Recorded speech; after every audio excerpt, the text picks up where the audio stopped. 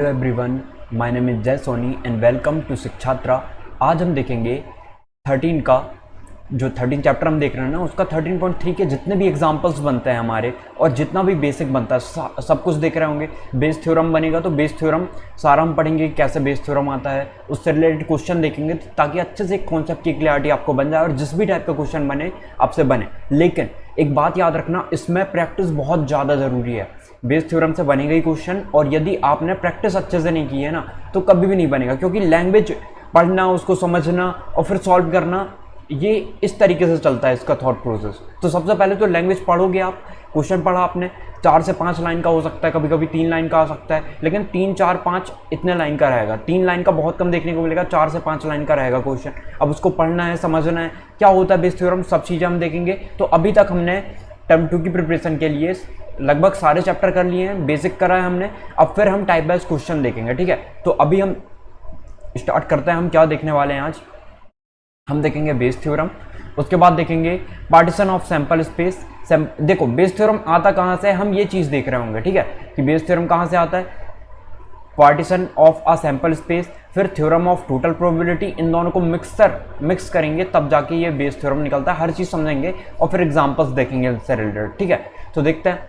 अब देखो, यदि हम बेस थ्योरम की बात करें तो बेस थ्योरम सबसे पहले समझो कि होता क्या है। ये फॉर्मूला बाद में समझेंगे, ये फॉर्मूला हम बाद में समझेंगे, पहले समझो कि बेस थ्योरम क्या होता है। ओके, देखो बेस थ्योरम की यदि मैं बात करूं तो बेस थ्योरम में हम थोड़ा सा उल्टा चल रहे होंगे। अब कैसा उल्टा वो समझते हैं। देखो, जैसे मान के चलते हैं कि एक बैग है, इसमें आपकी 4 वाइट बॉल हैं, 4 वाइट बॉल हो गई और 3 रेड बॉल हो गई, ठीक है। एक दूसरा बैग है जिसमें आपकी जो 6 वाइट बॉल हो गई और 10 रेड बॉल हो गई। ओके, तो अब हमें बोला है कि जो ये 2 बैग है, 2 बैग से हमने रैंडमली क्या निकाल रहे हैं, बॉल निकाल रहे हैं। तो अब हमें निकालना है रेड होने मतलब हम जो बॉल निकाल रहे हैं वो रेड निकले दोनों से, ठीक है। तो इससे भी निकालने तो भी रेड निकले, इससे भी निकालने तो भी रेड निकले, मतलब कौन सी बॉल निकली है, रेड बॉल निकली है। अब हमें ये प्रोबेबिलिटी बतानी है कि जो रेड बॉल आपने निकाला है ना वो फर्स्ट बैग से आनी चाहिए।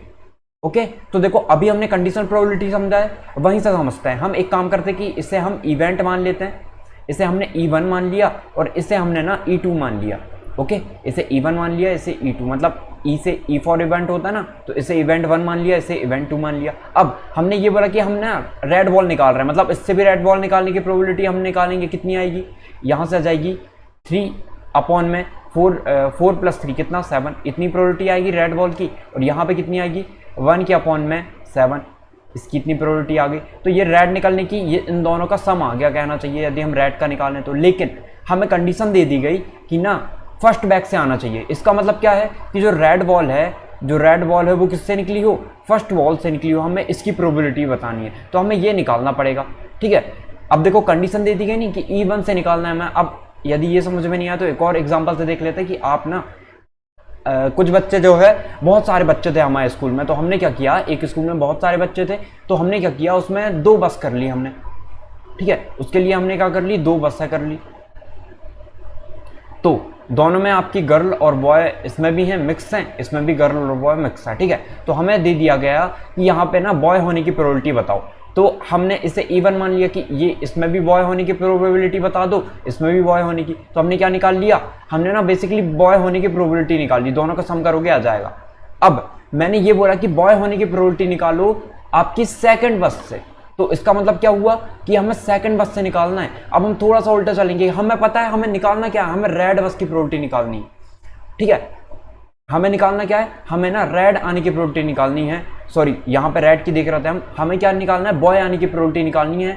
और हम किससे निकाल रहे हो, सेकंड बस से निकाल रहे हैं या फर्स्ट बस से निकाल रहे हो। तो ये है, क्वेश्चन देखोगे तो और अच्छे से क्लियर होगा। अभी हम देखते हैं कि बेस थ्योरम आता कहाँ से, इससे और कॉन्सेप्ट की क्लियरिटी होगी, ठीक है। देखो partition of sample space, sample space आप समझते होगे। जैसे मैंने बोला कि एक डाई को थ्रो करो, रोल करो, इसका मतलब डाई को अब रोल करते हो तो सैंपल स्पेस क्या बनता है, आप कहोगे जी 1 2 3 4 5 एंड 6, यही बनते हैं, यही आ सकते हैं। अब मैंने ऐसे बोला कि इसका पार्ट करते हैं, तो हमने ऐसे पार्ट बना दिया कि ये हम यूनिवर्सल जो सेट है हमारा इससे रिप्रेजेंट करते हैं, सैंपल स्पेस को भी इससे रिप्रेजेंट करते हैं। सेट से रिलेट करके पढ़ना मैंने समझाया था आपको। तो देखो हमने ये बोल दिया।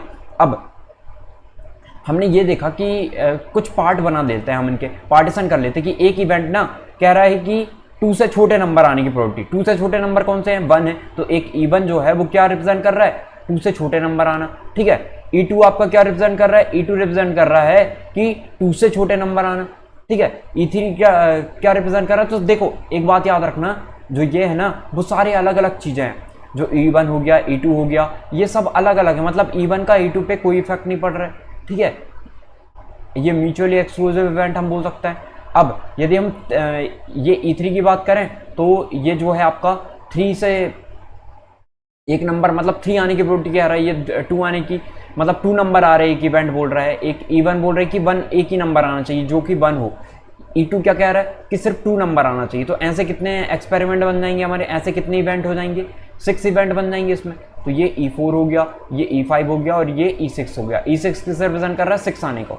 तो अब देखो हमने क्या किया, सैंपल स्पेस के पार्ट में बदल दिया, इसको पार्टीशन कर दिया। क्यों किया? आगे समझ में आएगा क्यों कर रहे हैं। तो अब यदि मुझे सैंपल स्पेस निकालना है, इसका मतलब क्या होगा? यदि आप इनका यूनियन निकाल लो, E1 यूनियन E2 यूनियन, एक second, E1 union E2 union E3, ठीक है, ऐसे हम करते चलेंगे कहाँ तक? E6 तक। तो हमें क्या मिल जाएगा? वही सैंपल स्पेस मिल जाएगा, याद रखना। ठीक है, तो जब भी आप पार्ट करते हो सैंपल स्पेस का, तो सबको यदि आप मिलाते हो, जोड़ते हो, तो आपको सैंपल स्पेस मिल जाना चाहिए। यही होता है partition of a sample space. अब देखते हैं हम नेक्स्ट। ठीक है, अब देखो theorem of total probability. Total probability का मतलब क्या है, कैसे आता है, हर चीज देखेंगे हम। अभी इतना समझो कि क्या आपको इतना पता है? क्या आपको ये सैंपल स्पेस हो गया? ठीक है, ये क्या हो गया? Sample space. क्या आप मुझे सबसे पहले ये बताओ कि अभी हम क्या देख रहे थे? हमने ना पार्ट में बदल दिया था सैंपल स्पेस को, हमने वही पार्ट में बदल दिया कि E1 हो गया, E2 हो गया, ठीक है, E3 E4 En तक ऐसे बदलते गए। अब हमने क्या किया, इसको हम ऐसे भी रिप्रेजेंट कर सकते हैं कि यहाँ पे जो है E4 रिप्रेजेंट कर रहा है, ये E5, ऐसे रिप्रेजेंट कर सकते हो आप। ठीक है, अलग अलग पार्ट जो है ये अलग अलग इवेंट हो गए। ओके, अब ये अलग अलग इवेंट को हमने क्या किया, अब हम ना ये देख रहे हैं कि हमें निकालना है प्रोबेबिलिटी ऑफ ए। समझना बहुत ध्यान से, हमें क्या निकालना है? प्रोबेबिलिटी ऑफ ए निकालना है। अब मुझे इतना बताओ, प्रोबेबिलिटी ऑफ ए यदि आपको निकालना है तो आप क्या करोगे? एक सेकंड, ये रेज नहीं हो रहा है।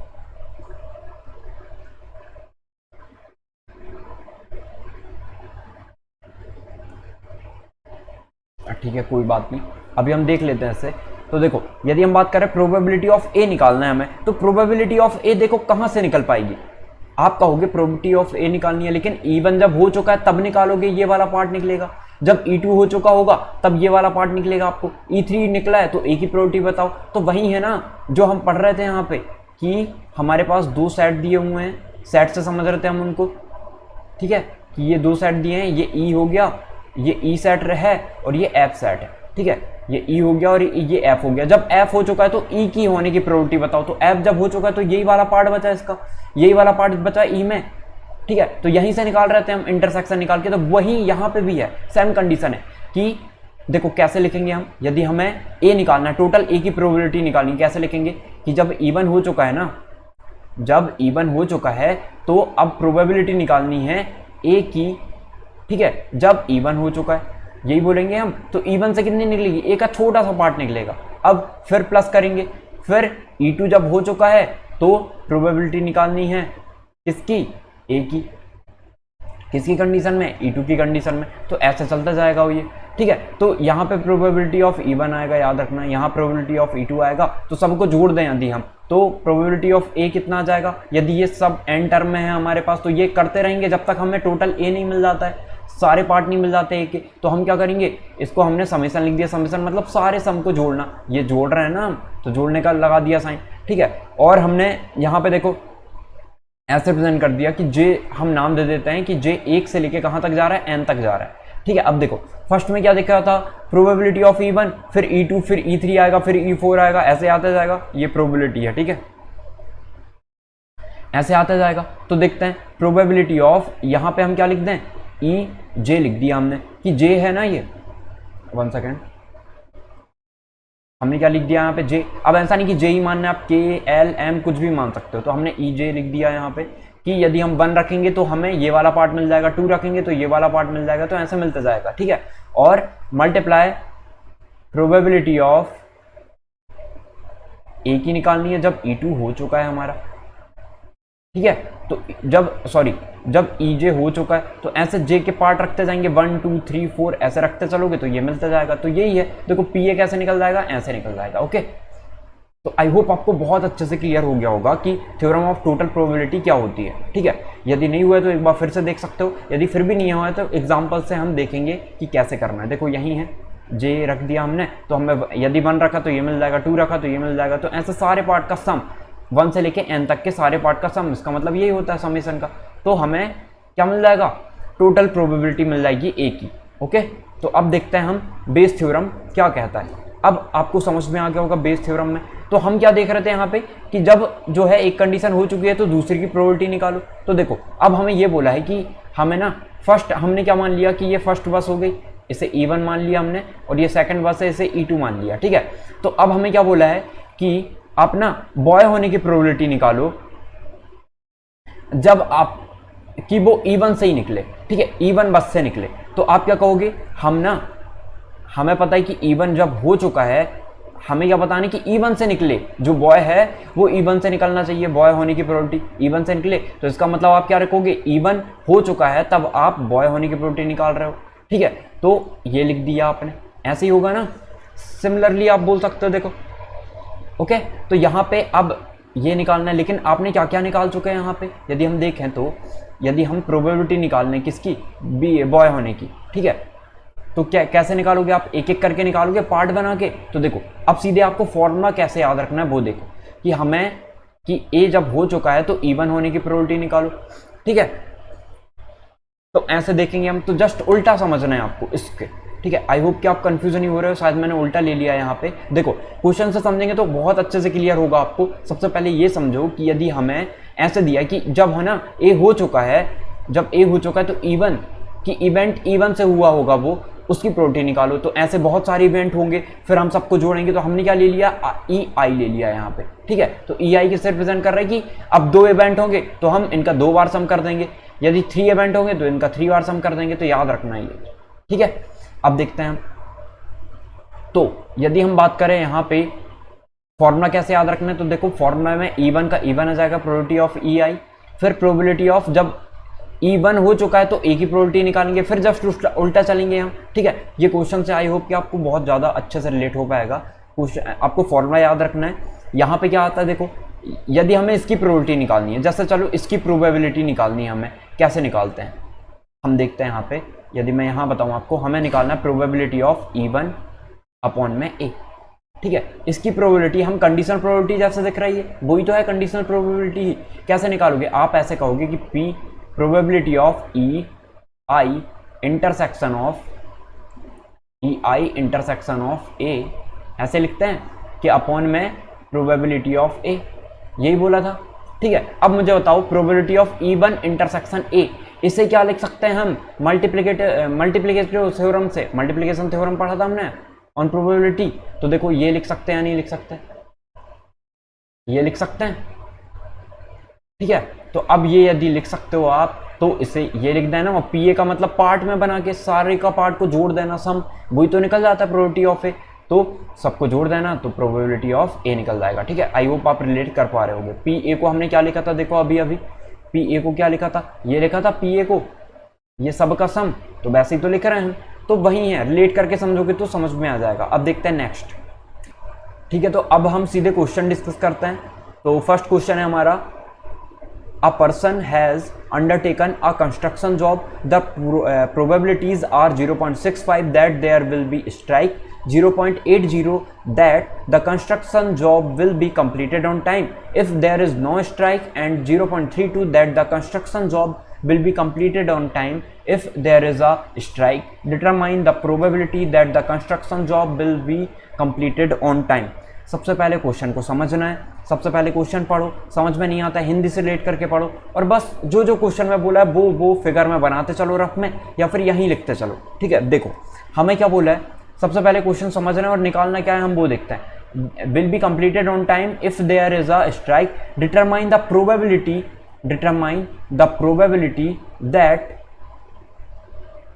that the construction job will be completed on time।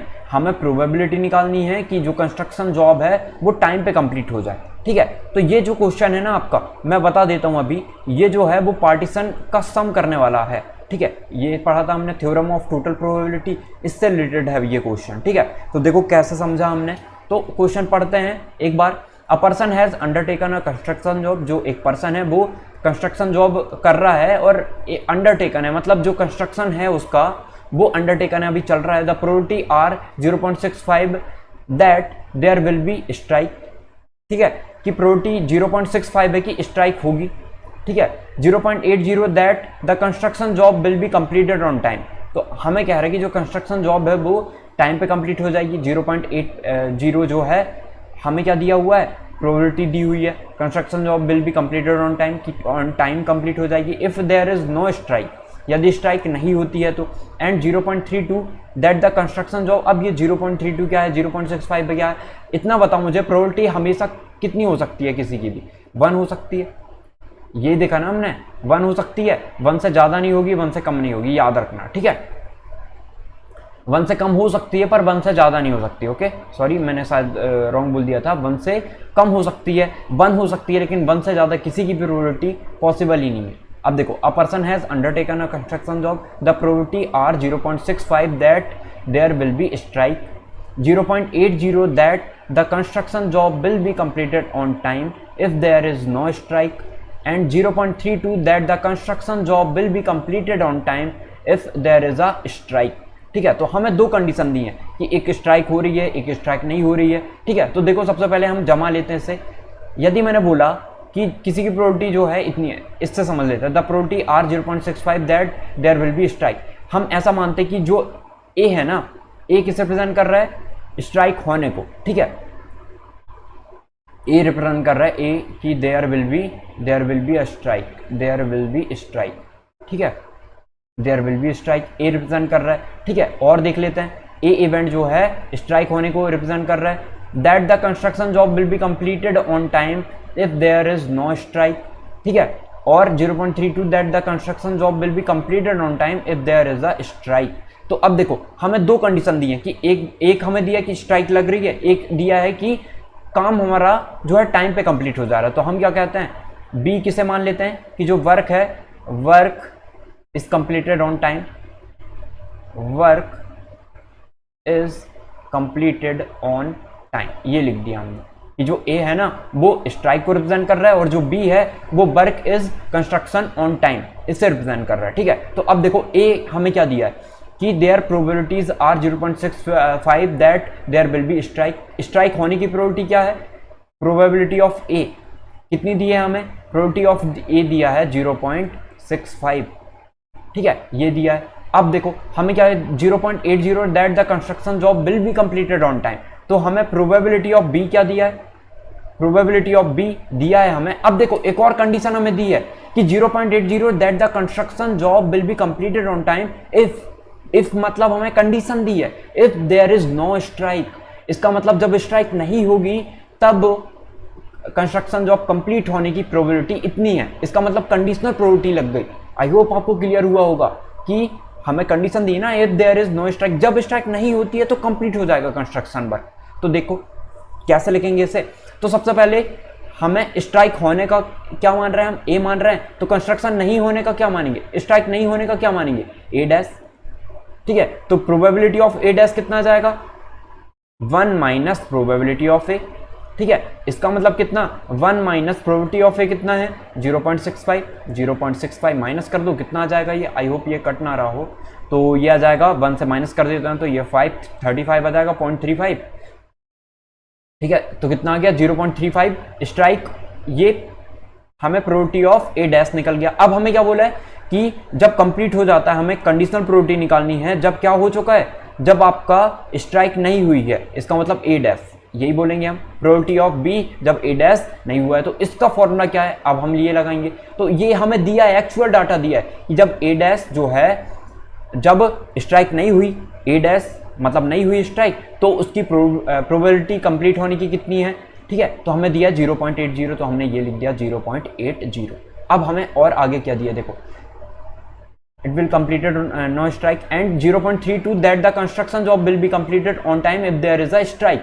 अब हमें कंडीशन दी है कि जब स्ट्राइक होती है ना तो उसका इतना काम हो जाता है 0.32, तो लिख देते हैं हम यहाँ पे कि जब स्ट्राइक हो चुकी है मतलब ए हो चुका है तो आपको बी निकालना है कंप्लीट होने का, तो बी निकाल लो। तो ये कितना आ गया आपका, ये आ गया है 0.32, ये कितना आ गया है 0.32। आई होप आपको समझ में आया होगा हमने क्या किया है, ठीक है। तो अब देखो, अब हमें करना क्या है, हमने सब चीजें निकाल ली है, अब हमें सॉल्व करना है, निकालना क्या है, ये देखो हमें यहाँ निकालना है determine the probability that the construction job will be completed on time. जो कंस्ट्रक्शन जॉब है वो टाइम पे कंप्लीट होनी चाहिए, मतलब हमें क्या निकालना है, हमें निकालना है determine the probability that the construction job will be completed on time. तो कंप्लीट होने की बात कह रहे हैं, मतलब क्या निकालना है, हमें प्रोबेबिलिटी ऑफ बी निकालना है, ठीक है। इसका मतलब यही होगा ना, देखो कंप्लीट होना किसे बता रहा था, कंप्लीट होना किसे बता रहा था, determine the probability that the construction job will be completed, ठीक है। तो कंप्लीट होने का हमने क्या लिया था, बी, तो हमें प्रोबेबिलिटी ऑफ बी निकालनी है, ओके। हमें क्या निकालना है, प्रोबेबिलिटी ऑफ बी निकालना है। तो देखो कैसे निकालेंगे, प्रोबेबिलिटी ऑफ बी कितना आएगा, जब देखो जब हमें ए डैश हो चुका था तो बी की प्रोबेबिलिटी, फिर ए हो चुका है तो बी की प्रोबेबिलिटी, मतलब हम कुल मिला के क्या निकाल रहे हैं, कंप्लीट ही होना निकाल रहे हैं। कंडीशन दी थी तो वो कंप्लीट को सारे को कंप्लीट कर देते हैं हम। तो हमने क्या देखा था, कंप्लीट होने के लिए क्या निकाल रहे थे हम, देखो इससे रिलेट करते हैं। जब हमें ये कंप्लीट करना था तो हमने देखा कि ये पार्ट में बना हुआ है कि जब स्ट्राइक होती है, देखो यहां पे समझते हैं कि ऐसे दिया था हमें कि ये जो है कंडीशन दी है, ये सैंपल स्पेस हो गया पूरा, एक हमें कंडीशन दे दी गई है, ये दो कंडीशन दी है हमें सिर्फ E1, एक E1 दिया है और एक E2 दिया है। अब हमें दिया है कि स्ट्राइक होती है, E1 का मतलब स्ट्राइक होती है, E2 का मतलब स्ट्राइक नहीं होती। E1 का मतलब स्ट्राइक होती है, E2 का मतलब स्ट्राइक नहीं होती। और जो A है वो क्या रिप्रेजेंट कर रहा है, जो A है वो रिप्रेजेंट कर रहा है कि आपका जो काम है चाहे स्ट्राइक हो चाहे स्ट्राइक ना हो, आपका टाइम पे काम कंप्लीट हो जाता है। इसका मतलब A रिप्रेजेंट कर रहा है। तो हम क्या निकालेंगे, सबसे पहले E1 निकालेंगे, फिर E1 का पार्ट A निकाल रहे होंगे, वैसे E2 निकालेंगे, फिर एक वाला पार्ट निकालेंगे, सबको जोड़ देंगे, आंसर आ जाएगा। तो वही तो कर रहे हैं हम यहाँ पे भी, ठीक है। तो देखो हम क्या करेंगे, अब बी निकालना है, प्रोबेबिलिटी ऑफ बी निकालना है। तो हम क्या करेंगे, एक बार खुद से करने की कोशिश करनी है, सोचना है क्वेश्चन के बारे में, अच्छा क्वेश्चन है, बन सकता है आपका और बनना चाहिए ये, ठीक है। तो देखो क्या निकालेंगे हम कि जब आपका प्रोबेबिलिटी ऑफ ए हो चुका है तो हम क्या निकालेंगे, ए के रिस्पेक्ट पे बी की प्रोबेबिलिटी निकालेंगे कंप्लीट होने की, ये निकाल लोगे, प्लस यहाँ पे पी आएगा, ठीक है। अब देखो plus probability of A dash, जब ए डैश मतलब स्ट्राइक नहीं होगी, स्ट्राइक होगी तो उसकी प्रोबेबिलिटी निकालो, स्ट्राइक नहीं होगी तो प्रोबेबिलिटी निकालनी है बी की, ठीक है। अब बस जोड़ दो, सबको सॉल्व कर लेते हैं। आई होप ये कैंसिल ना हो रहा हो आपका, यहाँ देख लेते हैं थोड़ा, यहाँ निकाल लेते हैं हम। तो देखो क्या होगा, प्रोबेबिलिटी ऑफ ए कितना है, यहाँ ऊपर देख लेते हैं, ठीक है। यहाँ पे देखो प्रोबेबिलिटी ऑफ ए कितना दिया है हमें, 0.65, 0.65, ओके। और अब हमें कितना दिया है, प्रोबेबिलिटी ऑफ बी अपॉन ए, ये क्यों कैंसिल हो रहा है अपने आप, 0. कितना दिया है, B upon A, probability of B upon A 0.32 दिया है, 0.32 प्लस, ये कैंसिल क्यों हो रहा है बार बार, ठीक है। आई होप आपको क्लियर हो रहा होगा। फिर प्रोबेबिलिटी ऑफ ए डैश, तो पी ए डैश लिख देना, मतलब ये कितना 0.35 है, 0.35 मल्टीप्लाई, ये 0 बार बार कट क्यों जा रहा है, देखो ठीक है। तो आप सॉल्व तो कर ही सकते हो ना ऐसे, 0. कितना आ गया ये, प्रोबेबिलिटी ऑफ जब ए डैश 0.80 सॉल्व करना, आंसर आ जाएगा, ठीक है। तो ये लिख सकते हो आप आंसर जो भी आता है। तो अब देखते हैं नेक्स्ट क्वेश्चन। देखो अब ये बेस थ्योरम से रिलेटेड है क्वेश्चन, हमने एग्जांपल के लिए हैं ताकि आप अच्छे से रिलेट कर पाओ। फिर हम टाइप वाइज क्वेश्चन, यदि आपको लग रहा है कि सारे क्वेश्चन करवाने तो आप सारे क्वेश्चन बता सकते हैं कमेंट सेक्शन में, हम सभी कर लेंगे, ठीक है। देखो bag 1 contains 3 red ball and 4 black balls while another bag second contains 5, इससे रिलेटेड एग्जांपल देखा था हमने, 5 red and 6 black balls, 1 ball is drawn at random, एक बॉल हम रैंडमली निकाल रहे हैं from one of the bags and it is found be red, और वो हम क्या देख रहे हैं कि वो रेड है, find the probability that it was drawn from second bag. तो हम बेस थ्योरम लगा रहे हैं। अब हमें निकालना क्या, अब हम सबसे पहले माइंड में सोचेंगे, रफ में कर लो आप जो करना है। देखो हमारे पास 2 बैग है, एक बैग ये हो गया, फर्स्ट बैग हो गया, और ये सेकंड बैग हो गया, ठीक है। ये फर्स्ट बैग है, ये सेकंड बैग है आपका। अब देखो हमें क्या बोला है, इसमें 3 रेड बॉल हो गई, तो इसको कलर से ही रिप्रेजेंट कर देते हैं कि आपकी जो है ना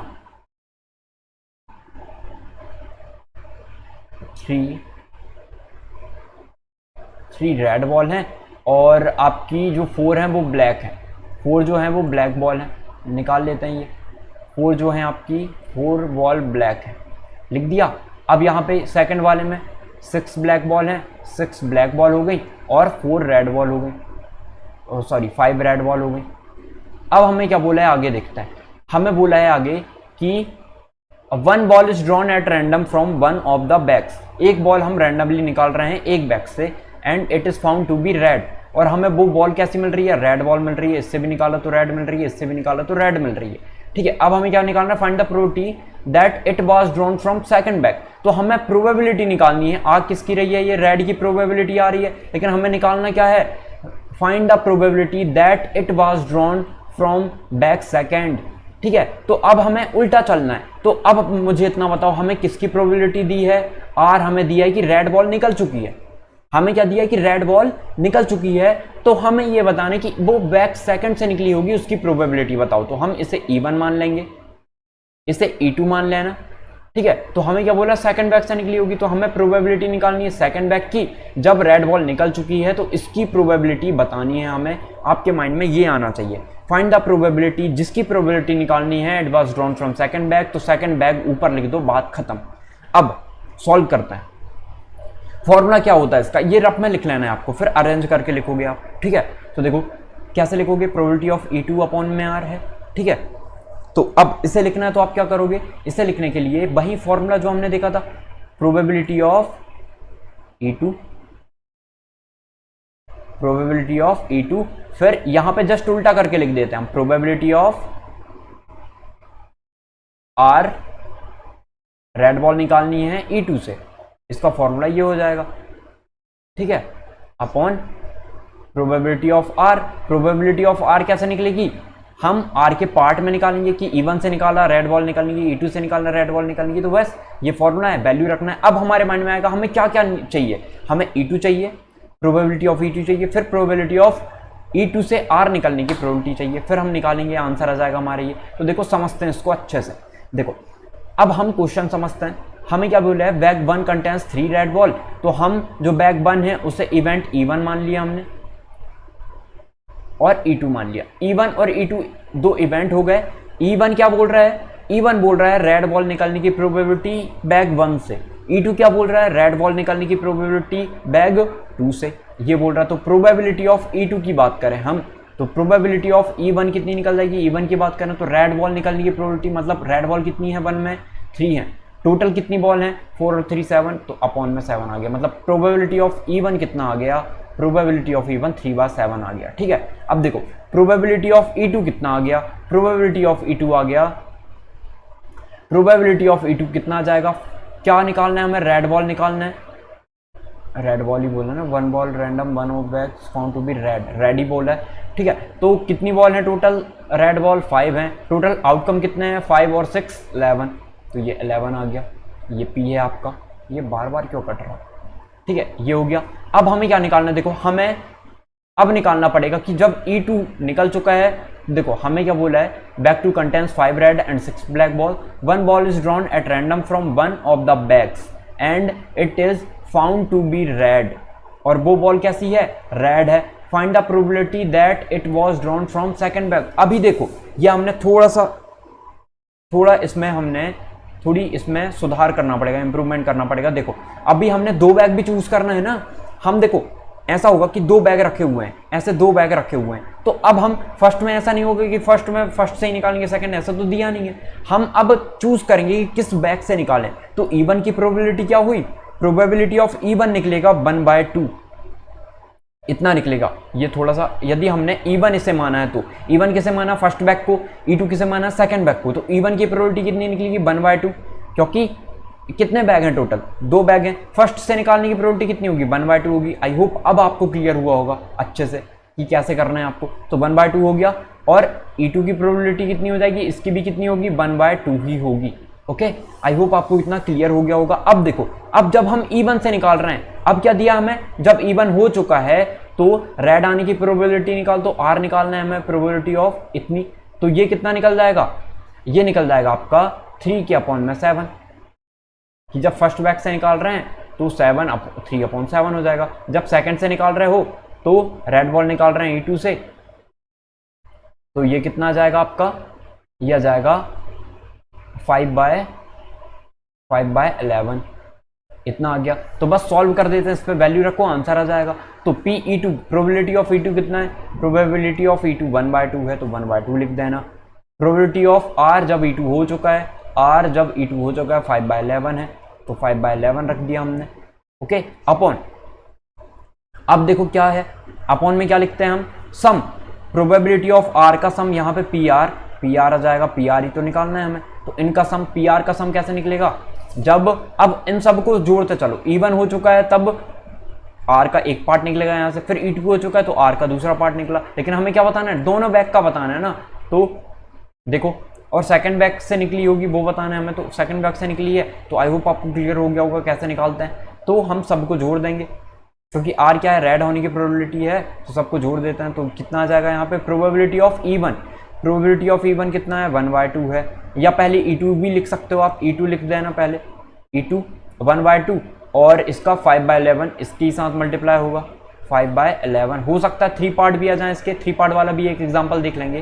तो 1/2 5/11 मल्टीप्लाई प्लस फिर क्या करोगे, अब सेकंड वाला E1 से निकाल रहे होंगे हम, और इसकी प्रोबेबिलिटी कितनी है, 3/7। E1 इनको बाद में पहले जहां लिखना चाहो लिख सकते हैं, ऐसे नहीं कि हमने E2 ही क्यों लिखा, ऐसे नहीं है, कभी भी किसी को भी लिख सकते हो। अब सॉल्व करना, आंसर आ जाएगा। तो देखो कितना आ जाएगा आंसर, यहाँ कितना आ गया है, 5/22, 5/22 आ गया, अपॉन ये कितना आ गया, 5/22